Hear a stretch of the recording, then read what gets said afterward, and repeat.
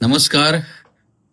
10th result लागला आणि जो ॲव्हरेज होता पासिंगचा तो 90.52 समथिंग आहे. म्हणजे मोठ्या प्रमाणात पोरं पास झालीत आणि अनेकांनी चांगला अभ्यास केला आणि त्यांना खूप चांगलं यश मिळालं.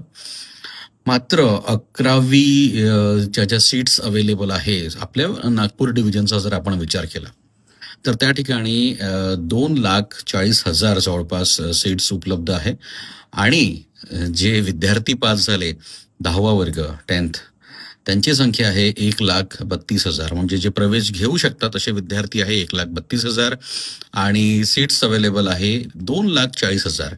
जवळपास 90,000 ज्या सीट्स आहेत त्या वॅकंट राहणार आहे, रिकाम्या राहणार आहे.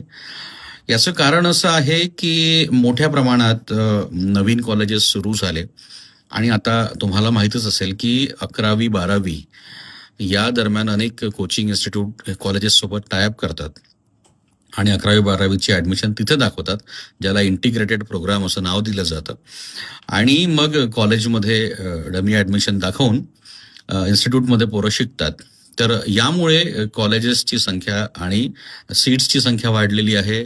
प्रत्यक्षात मात्र विद्यार्थी हे कमी आहे उपलब्ध सीट्सपेक्षा.